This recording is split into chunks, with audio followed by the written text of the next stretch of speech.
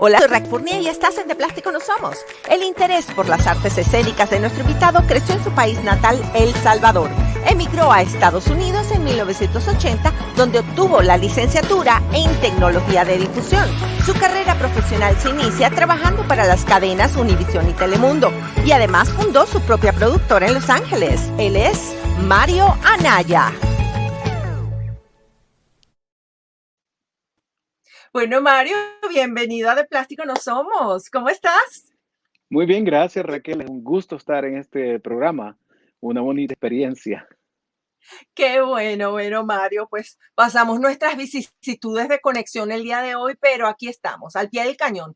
Así que Sí, bueno, vamos a exacto. iniciarnos un poquito. Nosotros nos conocemos hace mucho tiempo, de hecho, pues yo trabajé en varios comerciales que tú produjiste Ujú. y bueno, siempre la experiencia ha sido muy positiva. Pero ahora vamos a hablar desde un principio, vamos a hablar desde esos inicios y lo que hizo inspirarte para hacer todas las cosas que estás haciendo el día de hoy. Tienes tu propia Ok. productora, has hecho muchos, no solamente comerciales, infomerciales, videos de todo tipo. Pero bueno, vamos a hablar de dónde naciste. Tú naciste en El Salvador. Entonces, me comentabas que es específicamente en Quesaltepeque, en El Salvador. Y me dijiste Así es. que esta palabra tiene un significado que a mí me encantó. Así, bueno, que Saltepeque es una palabra náhuatl que quiere decir lugar de quetzales. Y el quetzal, pues, es una ave exótica, bastante. Ahora creo que ya no hay más quetzales en Quesaltepeque, pero es un ave originaria de esa región ahí de los mayas, ¿verdad? De esa época. Qué hermoso. Y Sí. cuéntame cómo fue esa infancia en Quesaltepeque. Bueno, sabes de que la verdad que Saltepeque, la forma como yo lo recuerdo, es una ciudad muy callada, bastante ordenada y organizada en cuanto a las artes. Eh, Recuerdo que había un cine local donde exhibían muchas películas italianas, holandesas, francesas y por supuesto películas americanas y mexicanas.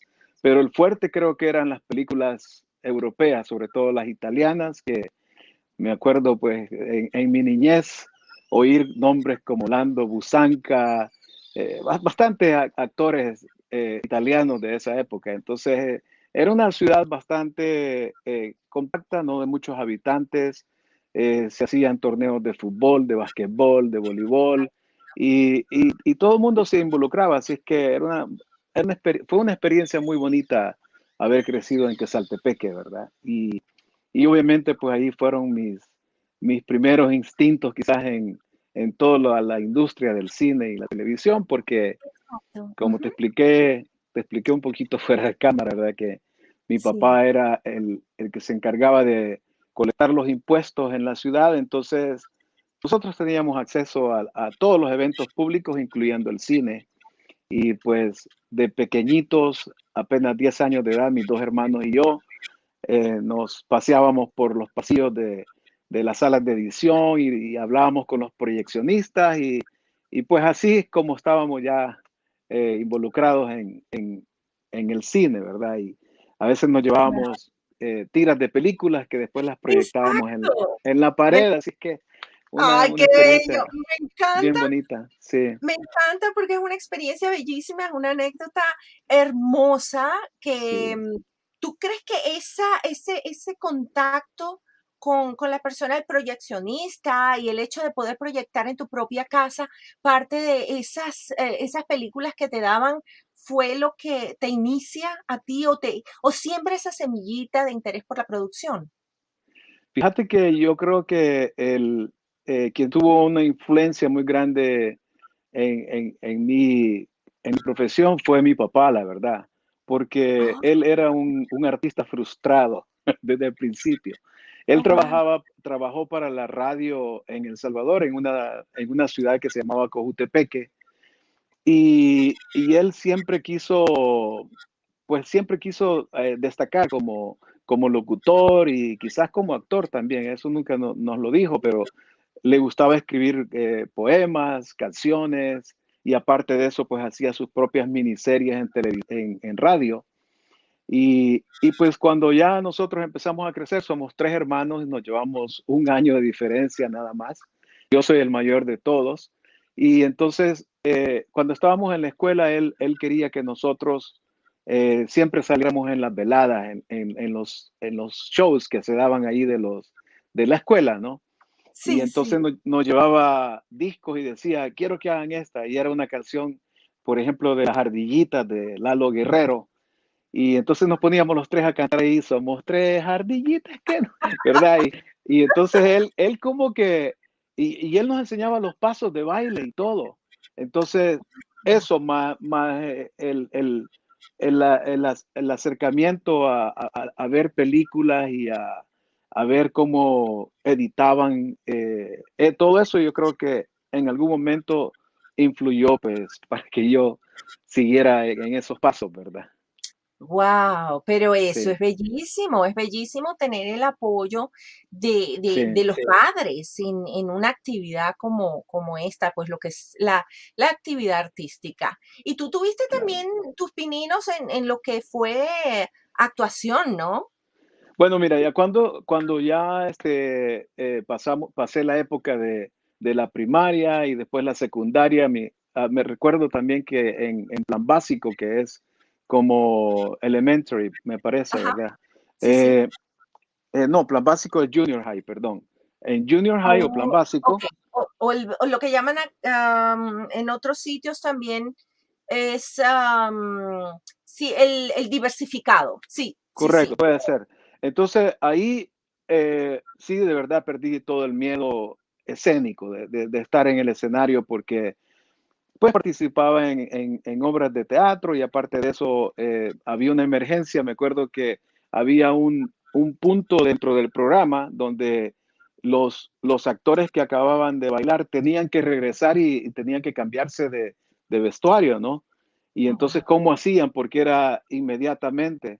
Entonces a mí se me ocurre y le dije al profesor, mire, si quiero yo puedo hacer una fonomímica de alguien, de Camilo Sesto o de quien sea. Y entonces me dijo, perfecto, me gusta la idea. Y tuvimos que improvisar, entonces me presentan a mí como Camilo Sesto, ¿verdad? Y empiezo a hacer la fonomímica y a todo mundo les súper encantó, que hasta recuerdo que bastantes me empezaron a decir Camilo cada vez que me veí, cada vez que me veían en la calle me decían, hey Camilo. Así es que luego ya después en bachillerato, que fue high school, entonces sí ya fue un poco más serio, porque entonces sí ya empezamos a trabajar en obras de teatro. Hubo un par de obras en las cuales yo también actué, pero ambas pues estuve dirigiendo las obras y les decía a los compañeros, mira, vos vas a estar aquí, vos vas a venir acá, te vas a parar. O sea, ya empezaba Ya, como a dirigir, ¿verdad? exactamente. Y, y después viene ya pues mi viaje a los Estados Unidos, después de esa época que uno siempre la añora porque es la época de la juventud en que no te preocupa nada más que, ¿verdad? Estudiar y sacar buenas notas y ya. Entonces, Sí. ¿Y cómo fue ese después de eso cambio? nos venamos. Exacto, Fíjate que, porque ujú, ujú, bueno, el cambio viene, pues, como te diste cuenta, pues El Salvador pasó una guerra civil que sí, se empezó a poner crítica a partir de los 80, del año 1980. Entonces yo estaba estudiando ingeniería de control, que no ni sé por qué estaba estudiando esa carrera. Bueno, sí sé porque era una carrera nueva en El Salvador y me gustaba la electrónica y aparte de eso se combinaba con electricidad y dije, esto me gusta, esto quiero hacer. Entonces, eh, hubo una época que a finales del segundo año que cursaba, uno tenía que llamar para ver si iban a dar clases porque cerraban a veces por los disturbios, por las manifestaciones. Entonces uno nunca sabía si habían clases o no y mm, después de eso se tomaban la universidad y habían pancartas por todos lados, militares por todos lados.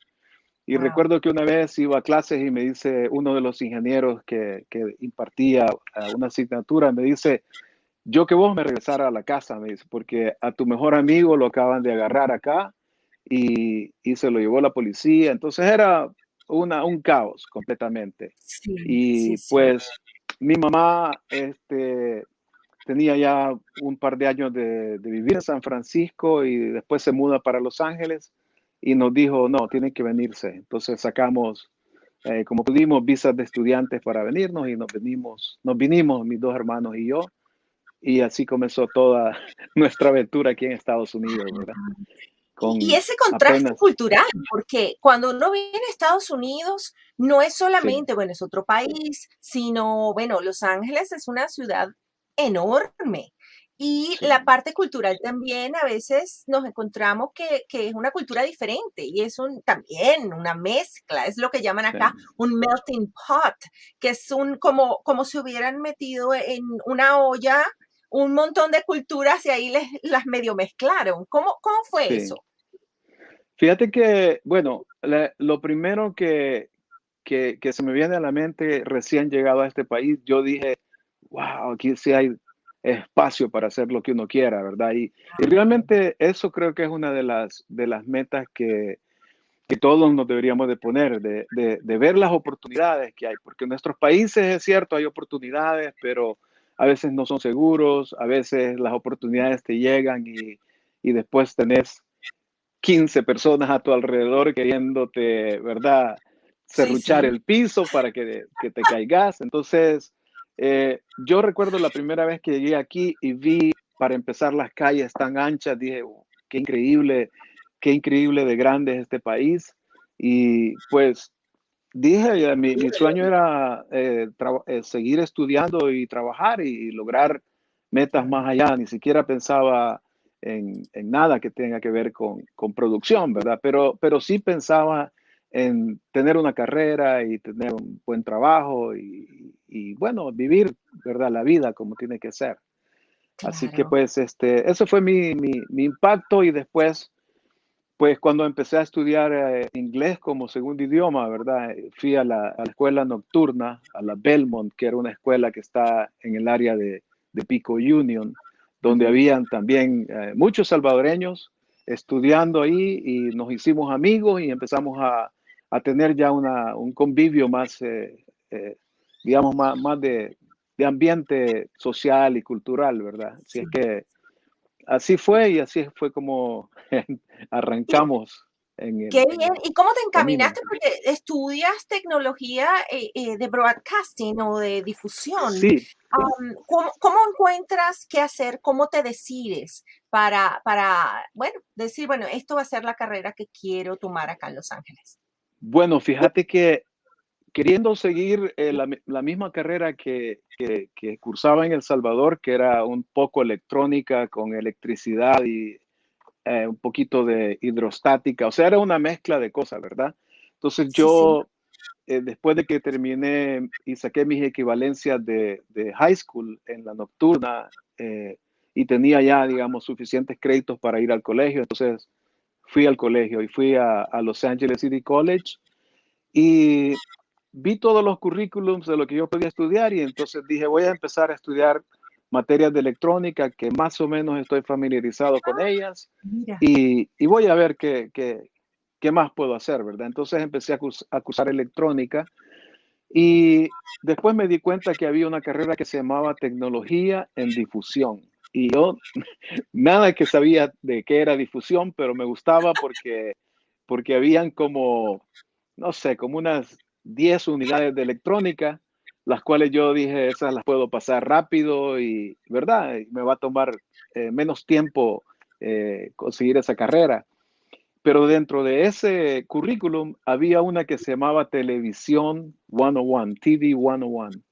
Y entonces era impartida en el edificio de comunicaciones del colegio.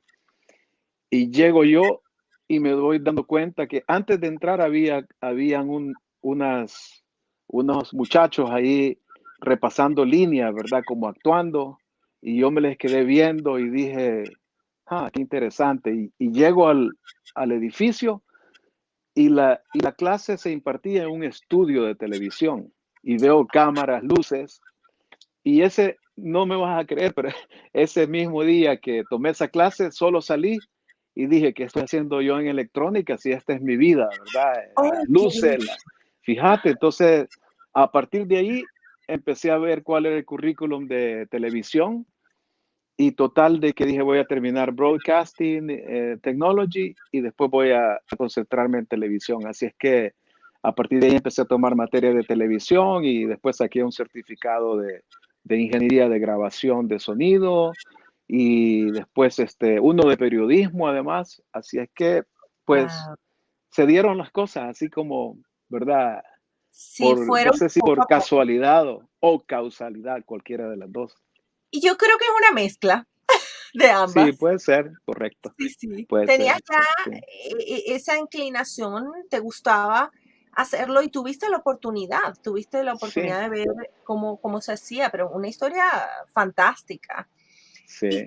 recuerdas cuál fue tu primer proyecto o trabajo durante esa época recién graduado? Pues sí, por supuesto. Fíjate que el último trabajo que tenía que presentar yo era hacer un programa de media hora Guau. en el estudio. Y había un programa de noticias que era un programa de un noticiero salvadoreño, el cual yo, mientras estudiaba, me iba a meter ahí para ver cómo editaban el programa. Entonces se me ocurrió decirle al presentador, que se llama José Trinidad, él se mudó ya a El Salvador del todo, pero él tenía un programa aquí en el canal 18, que era un canal coreano y tenían programación en español además. Le dije yo, mire, le propongo hacer el próximo programa de noticias. ¿Por qué no lo hacemos en el colegio? Le digo, ahí tenemos un estudio. Solamente nos llevamos todos los cassettes con todos los comerciales que usted pone en el programa. Yo lo dirijo y, y lo hacemos, le digo. Y no le va a costar nada. Y me dijo, ¿de verdad? Sí, de verdad, no le va a costar ni cinco. Le digo, es mi proyecto y lo puedo hacer. Y entonces le propuse al instructor, ¿verdad? Que quería hacer ese programa de noticias con los comerciales en vivo y me dijo, si lo podés hacer, do it, me dijo, hacerlo. Y entonces hubo muchos errores, ¿verdad? Como no tenés idea, los comerciales no estaban listos a tiempo, estaban como a la mitad del tape, teníamos que retrasarlo, total, pero lo interesante fue que este señor le gustó toda la experiencia de haber hecho hacer un estudio, porque antes lo hacía en un lugar bien pequeñito, ¿verdad? Ujú. Y, y me ofreció trabajo inmediatamente, ni me había graduado y me dijo, ¿por qué no te venís a trabajar conmigo? Te encargas de toda la producción del programa, la edición, ves los editores y todo. Y le dije yo, por supuesto, está bien, me encanta. Así es que Guau, ese fue mi primer trabajo y después, pues también hacía videos en la escuela donde estaba estudiando mi hija en el kinder, ¿verdad? Les proponía grabar el Día de la Madre y total de que empecé ya a hacer cosas más, más completas y siempre produciéndolas, ¿verdad? Hasta que claro. llegó la oportunidad de Univisión, entonces ya ahí sí cambió ya completamente todo el panorama, ¿verdad? De mi vida. Claro, porque estuviste Sí. en Univisión también y en Telemundo, ¿no? Las 2. Sí, fíjate que, Sí, sí. bueno, estuve en Univisión 6 años y medio en Guau.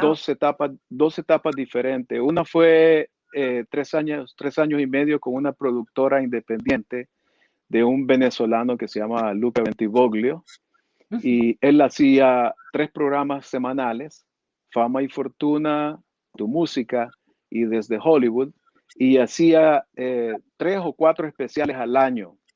Entonces estaba súper ocupado, él en trabajo, tenía bastante trabajo. Y yo me acuerdo que veía sus programas y me gustaba cómo estaban iluminados, todo, me gustaba que era un formato como más americano, ¿verdad? No era Ujú. el típico formato que veíamos en la televisión en español. De Sí. hecho, pues Fama y Fortuna para mí es uno de los programas que de verdad no he visto un programa tan bien hecho como Fama y Fortuna. Guau. No sé si te acordás de Fama y Fortuna, pero No, no, no, en no. realidad. Bueno, Bueno, yo llegué y le dije, así de entrada le dije, quiero trabajar aquí, quiero ser parte de esta productora, ¿qué tengo que hacer? Y me dijo, ¿cuál es tu experiencia? Y le dije, no tengo experiencia, acabo de salir del colegio, he hecho este programa de noticias que no, obviamente no era una calidad que él esperaba ver, ¿verdad?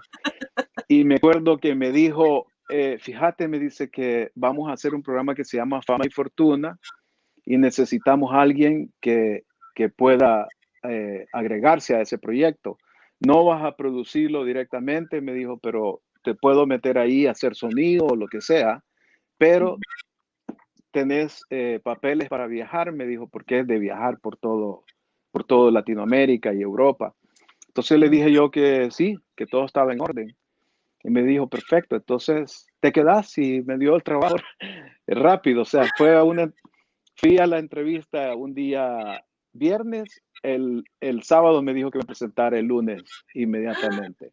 Entonces el Qué lunes bien. llego y empecé a trabajar pues a ordenar todos los archivos y hacer cosas ahí dentro de la oficina, hasta que llegaron mis primeros viajes y después de eso, pues ya te digo, me pasé casi 3 años viajando con el programa. Estuve en todas partes, en Argentina, en Chile, Bueno, Venezuela varias veces, qué lindo. Brasil, Uruguay, después México, por todos lados, viajando, haciendo historias. Y eso creo que me dio a mí más como más confianza de hacer cosas, ¿verdad? Entonces ya no me daba miedo eh, eh, salir con un camarógrafo y decirle, vamos a hacer esto aquí, porque yo había andado con ese camarógrafo ayudándole a hacer, con el equipo, a hacer sonido. Y Sí. recuerdo que cuando llegaba al hotel, tomaba nota de cómo él trabajaba y eso me iba dando a mí, pues, bastante información de qué hacer, ¿verdad? En el futuro. Claro, Así que fue una claro. experiencia bien bonita. Ujú. Sí, sí, veo. Bueno, es que eso, has hecho muchas cosas y has estado en el momento correcto para obtener esas oportunidades que estaban allí esperando. Tengo una Sí. pregunta para que me respondas después de una breve pausa que vamos a hacer. Y pues de tantas cosas que has hecho, me imagino que habrá algún proyecto que haya significado un gran reto para ti. Yo te dejo que la pienses y vamos entonces a una pequeña pausa y regreso contigo.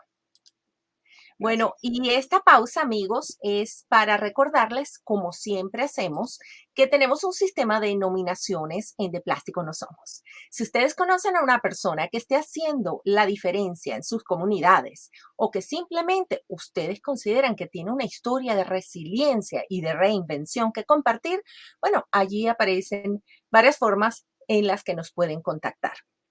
Entre ellas está rodando, ahí va rodando un banner en este momento con un correo electrónico. Pueden escribirnos allí y decirnos por qué nominan a esa persona. También les quiero recordar que a las personas que nos están escuchando a través de su plataforma favorita de podcast, ya sea Apple Podcast o Spotify o cualquier plataforma, van a encontrar la misma información en la caja informativa de ese podcast. Así que si nos quieren contactar, lo podrán hacer también. Por otra parte, aparece en su pantalla la dirección de nuestra cuenta de Patreon o Patreon y allí podrán convertirse en miembros exclusivos de Plástico No Somos. Así que les recordamos que la visiten. Bueno, Mario, y ahora entonces Sí. volviendo contigo, cuando uno hace tantas cosas, siempre hay un proyecto en particular que a lo mejor uno recuerda porque representó un gran reto. ¿Hubo alguno de esos proyectos para ti que todavía recuerdes? Bueno, sí, claro. El más reciente proyecto fue un documental sobre la música salvadoreña de los años, eh, cubrimos de a finales de los años 60 hasta principios de los años 70. Una película documental que dura 1 hora 40 minutos. Bueno, la primera versión duraba más de 2 horas y tuvimos que cortarla, pero Eso, sí fue eso una, de por sí es un reto. sí, fue una experiencia bien bonita, fíjate, porque estos grupos grabaron discos, fueron muy famosos en el área centroamericana y con el éxodo de salvadoreños hacia los Estados Unidos a finales de a principios de los 80 y mediados de los 80, muchos de los salvadoreños nos trajimos todas las nostalgias de nuestro país, como también bastantes otros eh, latinoamericanos, ¿verdad? Que venimos a este país. Y fíjate que una de esas era la música. Y estos artistas no habían recibido en sí un tributo, un elogio, un homenaje tan fuerte como lo hicimos nosotros con Buenas Épocas. Entonces tratamos de entrevistar a la mayor cantidad posible de músicos que todavía viven, algunos en El Salvador. Fuimos a El Salvador y hicimos muchas entrevistas en el país. Después acá en Los Ángeles hay unos cuantos músicos que viven acá. Después en Virginia, en San Francisco, y hasta había un músico en Noruega que lo hicimos que nos mandara una entrevista grabada en tape, ¿verdad? En cinta, en DVD. Y fíjate que jugando, la verdad es que nos involucramos y digo, todo el equipo que estábamos trabajando, que éramos contados con las manos, ¿verdad? O sea, era como 5 personas que estábamos metidos en el proyecto 100% y nos involucramos a tal punto que el proyecto creció a una magnitud que yo dije, voy a ver qué hago y no se lo voy a dar a nadie, sino que yo voy a ver cómo lo puedo distribuir. Y me metí a querer distribuir el documental. Entonces, al principio tuvimos apoyo de la empresa privada, ¿verdad? Por ejemplo, Avianca o TACA en ese momento nos dio boletos para viajar a los músicos.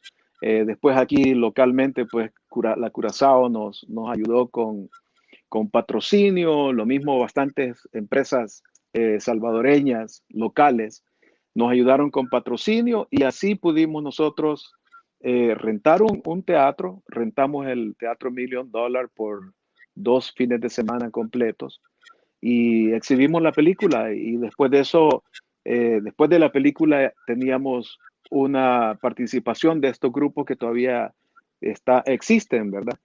Oh, wow. Y el público podía verlos después de 40 años de no estar reunidos, pues los pudimos reunir. Así que fue una experiencia bien bonita. Compartí mucho tiempo con todos los músicos. Desgraciadamente, pues muchos de ellos se nos fueron ya porque durante el documental estaban ya algunos de los músicos pues, estaban con condiciones un poquito críticas, ¿verdad? Mm. Y hemos perdido de todos los que entrevistamos, quizás como unos 10 músicos, pues ya se nos fueron, se nos adelantaron.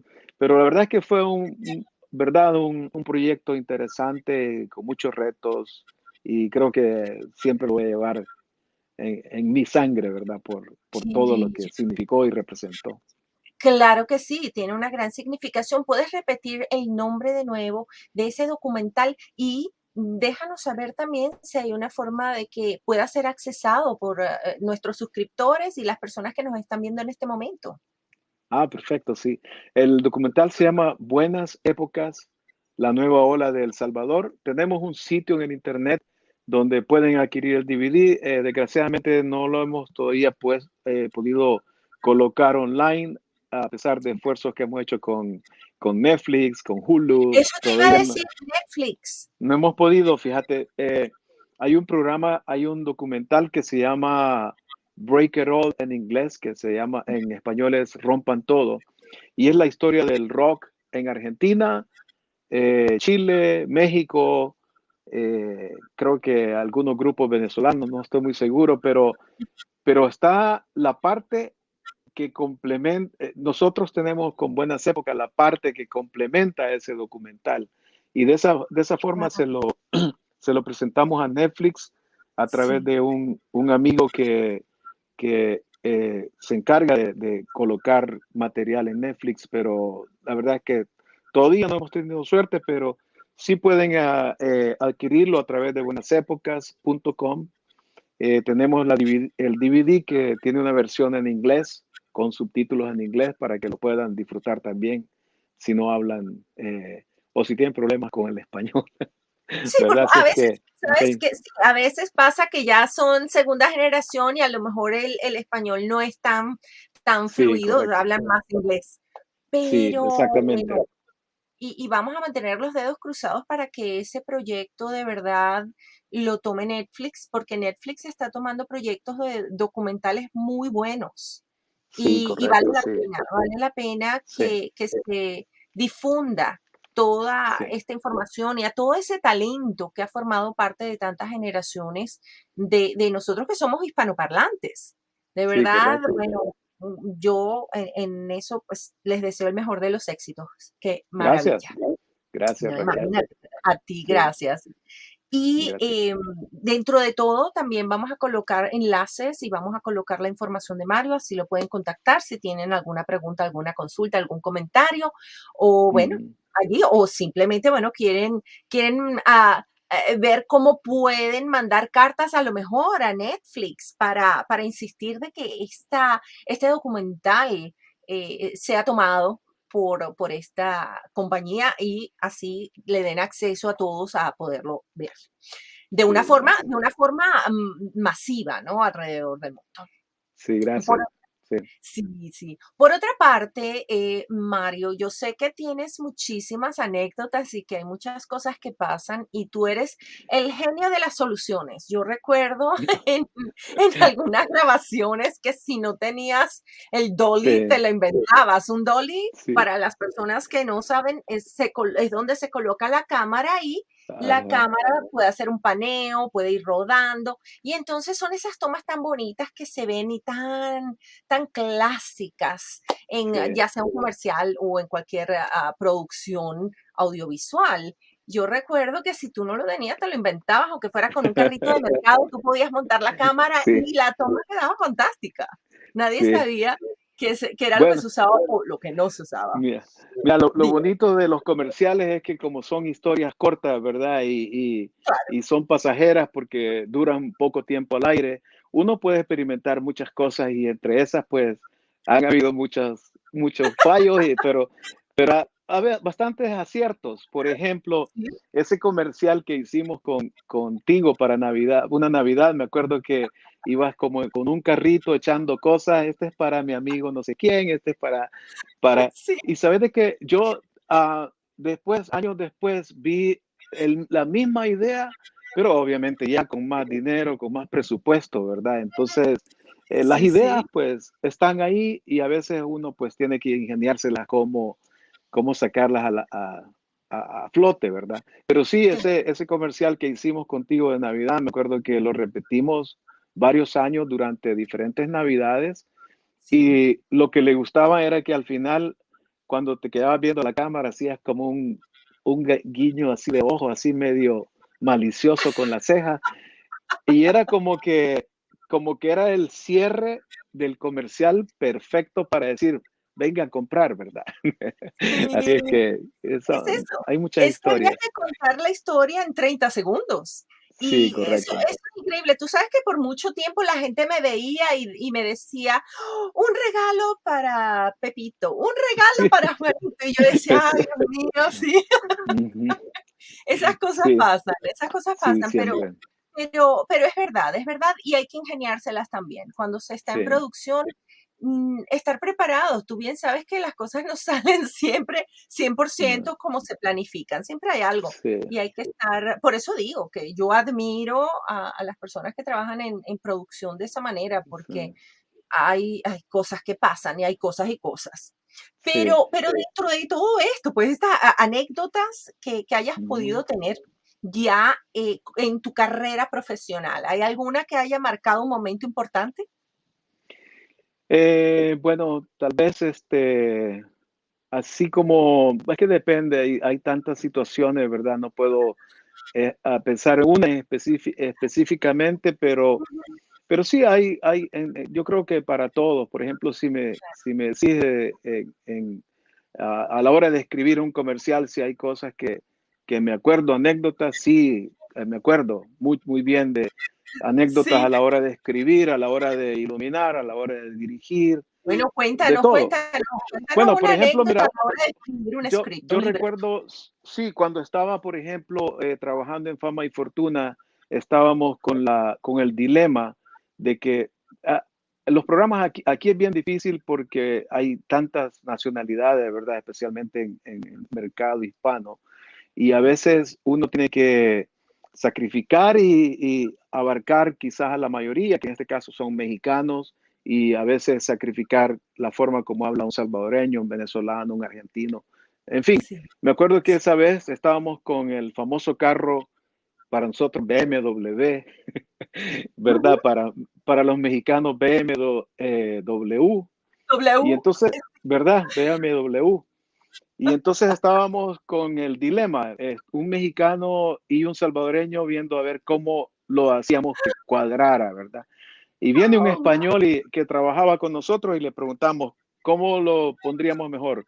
¿BMW, BMW o cuál?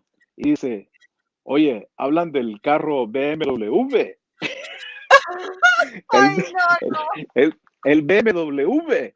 Y dije yo, bueno, eso te digo, a la hora de escribir, pues uno tiene que tener Guau.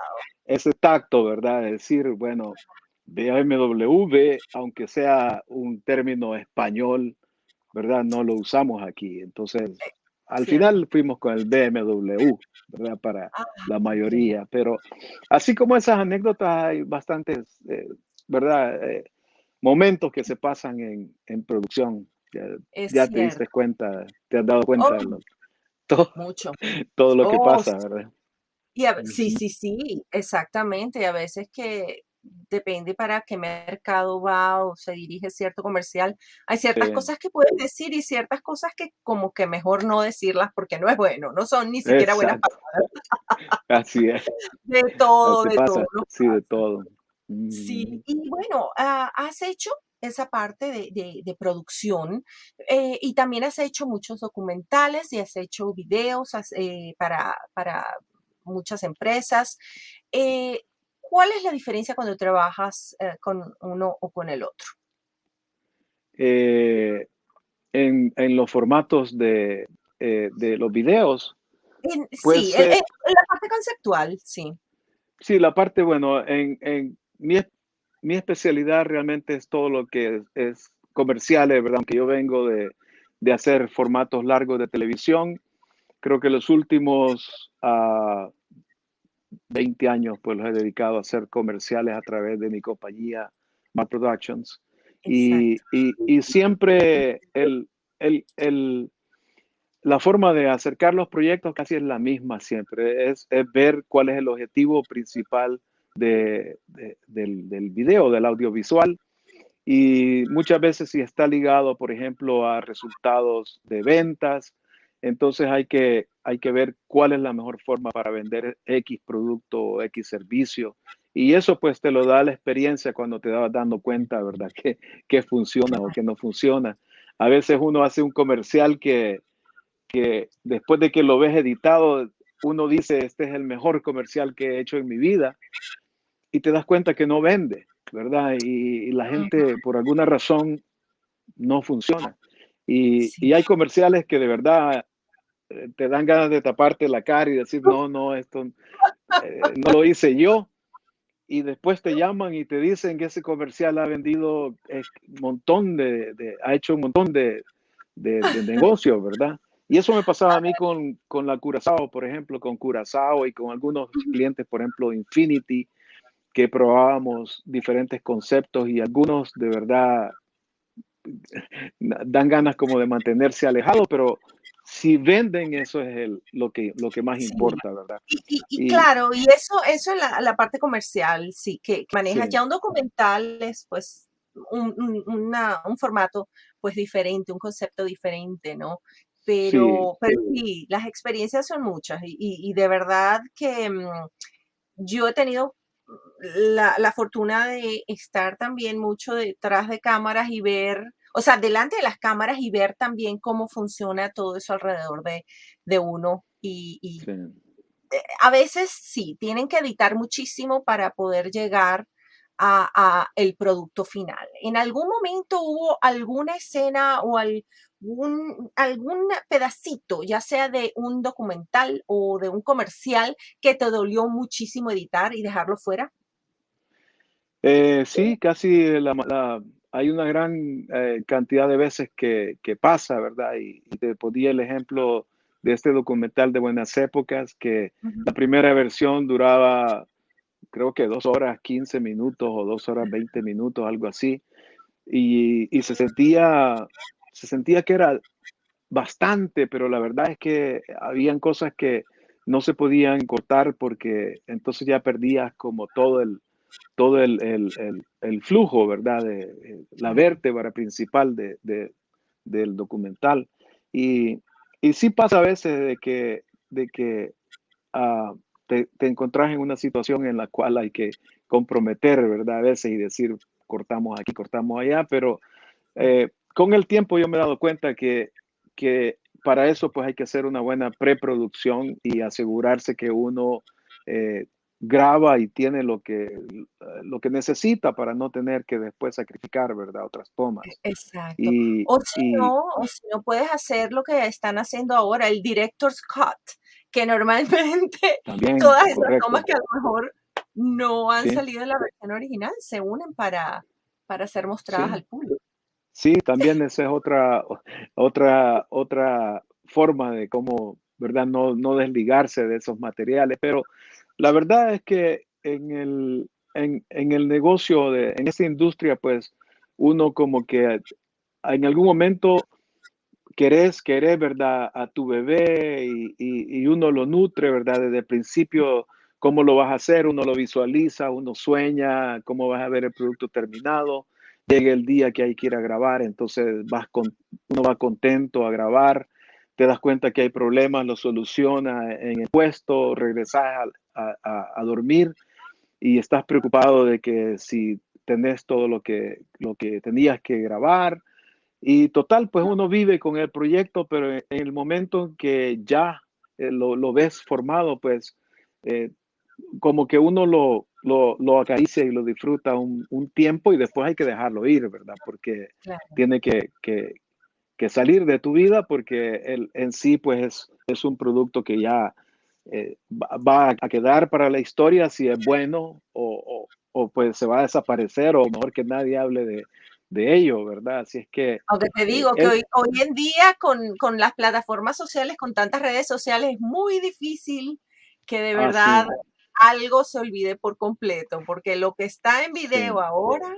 mm, muy difícil se puede esconder. Muy difícil, exactamente. Mario, y Eso y pasa. cuéntame qué momento es que tú decides, bueno, ahora voy a abrir mi propia compañía, y ya tienes años trabajando con tu Sí. compañía acá en Los Ángeles, tu productora. Sí, bueno, fíjate que mi segunda etapa con Univision fue con Sábado Gigante y ahí era el productor de Sábado Gigante aquí en Los Ángeles Ujú. y, y estuve 2, 3 años también con Sábado Gigante, el cual me permitió también conocer otra etapa de la televisión, que era hacer programas eh, grandes de 3 horas y la forma como se hacían también no era usual porque generalmente los programas no eran en vivo, aunque se sentía que eran en vivo, ¿verdad? Pero teníamos 2 semanas para grabar 4 programas del mes y las otras 2 semanas que sobraban para producir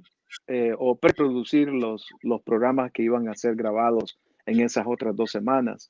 Entonces era como una fábrica de hacer televisión, ¿verdad? Y entonces en ese ritmo estaba cuando salió la oportunidad de hacer una publicidad para Curazao y me acuerdo que me llamó un amigo, un gran amigo peruano, Fernando Santarelli. La esposa de él había trabajado en un programa que yo había producido y dirigido que se llamaba Hollywood Hoy, eh, copiando un poquito lo que había aprendido en Luca Bentivoglio. Y entonces él me llama y me dice que tiene un video industrial que quiere hacer para Curazao y ahí me enganché con Curazao y llegué a un momento que me ofrecieron hacer todos los comerciales de la tienda. Y fue el momento ya de decir, hasta aquí llegué con Sábado Gigante. Me acuerdo que en esa llamada que le hice al productor, le dije que ya no iba a poder seguir más con Sábado Gigante. Me deseó mucha suerte y me dijo lo valioso que había sido también para ellos que yo estuviera en Los Ángeles ayudándoles, ¿verdad? Porque sí lo agarraba en serio y me gustaba el programa. Pienso que era un programa que hacía mucha ayuda social. Don Francisco, una persona increíble detrás de cámara, ¿verdad? Aunque la imagen de él en televisión pues era el personaje de Don Francisco, que era el señor este medio déspota, ¿verdad? Un poquito arrogante, pero la verdad es que él en la vida real era una persona increíble.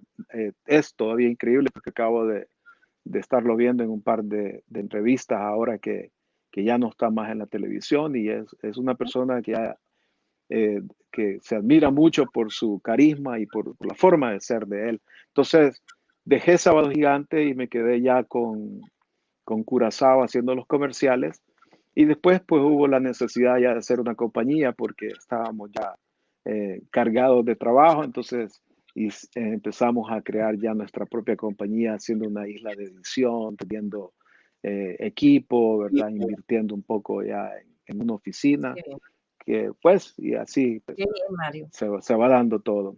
Así es que ahí Exactamente, bueno, estamos. y ha sido, y te lo has trabajado bien, te lo has trabajado mucho, has hecho muchas cosas y de verdad mereces lo que estás haciendo, mereces tener la Gracias. compañía porque has hecho eso, muy buen trabajo y además estás dejando Gracias. a nuestra comunidad, a todas las personas hispanoparlantes en muy buena posición aquí en Los Ángeles, dando pues lo mejor de ti y demostrando que sí se puede hacer material de calidad. Y que también se puede ser ingenioso cuando a lo mejor no se tiene aquel presupuesto tan grande, pero Correcto. igualmente se puede trabajar con calidad. Mario, estamos Gracias. llegando ya a ti, estamos llegando ya a el final del programa y tenemos un juego. Es un Sí. juego de palabras, es como un ping pong. Ok. Entonces, en este juego yo voy a decir una palabra y tú me vas a contestar lo que significa para ti esa palabra también con una sola palabra. ¿Me expliqué Ok. bien? Sí. Ok, Dale. listo. Dale. Vamos.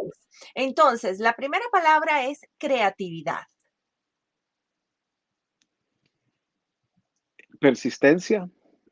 Ujú. Cámara, Acción. planes.